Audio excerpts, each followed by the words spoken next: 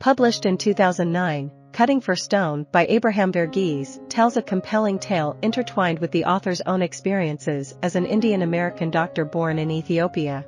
Before venturing into the world of fiction, Verghese temporarily diverted from his medical career to attend the esteemed University of Iowa's writing workshop, having previously penned 2 memoirs. The novel stands out for its skillful incorporation of medical expertise and its poignant exploration of the lives of doctors. Spanning multiple decades, it intricately weaves together a deeply personal narrative with the complex historical backdrop of 20th-century Ethiopia.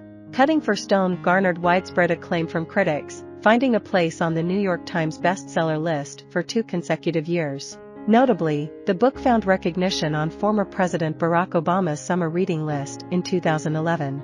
It was also shortlisted for the 2009 Wellcome Trust Book Prize and longlisted for the 2011 International Dublin Literary Award. In recognition of his exceptional contributions, Verghese was honored with a National Humanities Medal in 2015. At its core, Cutting for Stone delves into the lives of Marion Praise Stone and his twin brother, Shiva Praise Stone.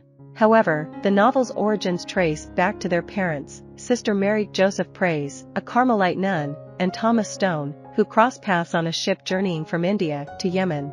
Encountering a tragic turn of events in Aden, Sister decides to accompany Thomas to Missing Hospital in Addis Ababa, Ethiopia. Over the next 7 years, they work side by side, with Thomas operating and Sister assisting. Unexpectedly, Sister goes into labor, unbeknownst to anyone, and faces a challenging delivery.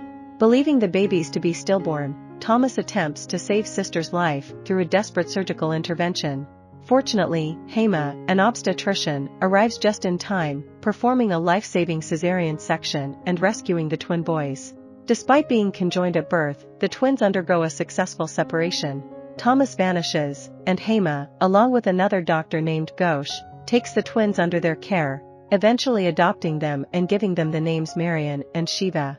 During their youth, Marion and Shiva share an unbreakable bond, constantly by each other's side. However, as they grow older, their individual interests begin to take shape. Marion becomes deeply engrossed in observing and shadowing Ghosh at the hospital, while Shiva finds himself captivated by Hema's teachings in dance. Marion falls in love with his close friend Janet and envisions a future with her. Unfortunately, his heart shatters when he discovers that Janet and Shiva have engaged in a sexual relationship. For the first time, Marion physically separates himself from Shiva and moves into separate quarters. A series of tumultuous events unfolds in their lives. Janet undergoes a dangerous genital mutilation arranged by her mother, Rosina, which nearly claims her life. Devastated by the loss of her daughter, Rosina tragically takes her own life. Following these tragic events, Janet finds solace living with Hema, Ghosh, and the twins. Meanwhile, Ethiopia experiences upheaval and unrest. Ghosh's close friend, General Mobutu, leads a failed coup to overthrow Emperor Haile Selassie. Due to his association with Mobutu, Ghosh is arrested and held captive for several weeks. In a separate turn of events, Janet becomes involved in the hijacking of an Ethiopian Airlines plane as part of the Eritrean movement. Marion is implicated as an associate through a friend of Janet's, forcing him to flee the country urgently. Marion finds himself smuggled to Kenya, where he prepares himself for a new life in America and pursues medical training. Arriving in America, Marion embarks on an internship at a Bronx hospital, staffed by fellow immigrant doctors striving to establish themselves in their new home. One day, during a surgery he is assisting, Marion is shocked when his father, Thomas Stone, unexpectedly enters the operating room without recognizing Marion. Intrigued, Marion travels to Boston to attend a conference where Thomas is participating. Eventually, Thomas realizes that Marion bears a striking resemblance to himself. In an act of rebellion, Marion vandalizes Thomas's apartment and leaves a message from Sister on his desk.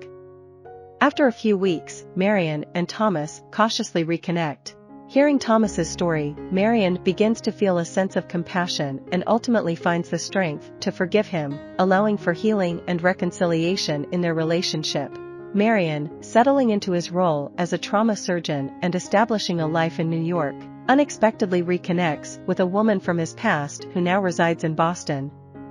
She reveals that Janet, too, is in America. Content with his work and the purchase of a new home, Marion's life takes another unexpected turn when Janet arrives at his doorstep, expressing her remorse. Despite her ailing health, Marion takes care of her. Their encounter leads to a moment of intimacy, but Janet vanishes soon after. Tragically, it is later discovered at the hospital that Janet has unknowingly transmitted hepatitis to Marion, causing his liver to deteriorate rapidly.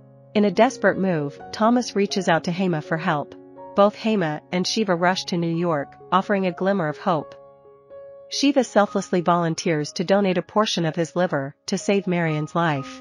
The risky procedure proves successful, but devastatingly, Shiva does not survive. Overwhelmed by grief, Marion mourns the loss of his twin brother. Yet, amidst his sorrow, he begins to understand that a part of Shiva will forever be within him. Embracing this newfound understanding, Marion reconciles his identity as both Marion and Shiva, or rather, as Shiva Marion. Accompanied by Hema, he returns to Ethiopia and takes on a role as a surgeon at Missing Hospital, where his journey first began. I hope you enjoyed this video. Leave a like if you did and be sure to subscribe. Thank you.